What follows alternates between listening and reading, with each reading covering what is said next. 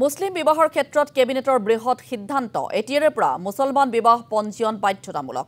18 বছৰৰ তলৰ লোকে কৰিব নোৱাৰিব বিবাহৰ পঞ্জীয়ন উপপঞ্জীয়কে পঞ্জীয়ন কৰিব মুছলমানৰ বিবাহ এতিয়াৰে পৰা কাজিয়ে কৰিব নোৱাৰিব বিবাহৰ পঞ্জীয়ন কেবিনেট বৈঠকৰ অন্তত এই সিদ্ধান্তৰ কথা সদৰি কৰিলে মুখ্যমন্ত্ৰী ডক্টৰ হিমন্ত বিশ্ব শৰ্মাই আপোনালোকে জানে যে আমি এখন অৰ্ডিনেন্স ইস্যু কৰিছিলো on Assam compulsory registration of Muslim marriage and divorce. Etialoike amar Muslim jito marriage register hoy, ei registration to kaji hokole kore. Aru under the original act, it was Shariat Act of 1935 and followed by the Muslim Registration Act asil. Tate permissible age or tolotu 18 and 20 years age or tolotu Muslim marriage could have been registered under the old provision. Eto teoluke minoror biao register kora power asile. Aji ami jikhon cabinetot bill anilu hei bill khonot ami below 18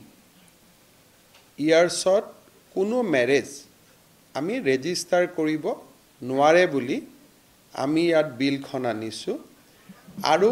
এই বিলত যেটো registering authority instead of কাজি it will be the sub registrar যে কাজিয়ে বিয়া register নকৰে it will be registered by the sub register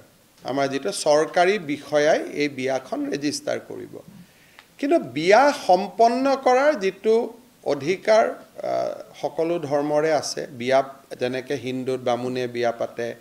Shankar সংঘত তেওঁলোকৰ নিয়মত বিয়া হয় ইছলামৰো বিয়া পতাৰ যেটো বিধিটোত এই আইনখনত কোনো নতুন ব্যৱস্থা নাই যেটো যি ধৰণে ইছলাম লোকসকলে নিজৰ বিবাহ সম্পন্ন কৰে ইমাম সকলৰ উপস্থিতিত বা যি ধৰণে কৰে তেনেকৈ কৰিব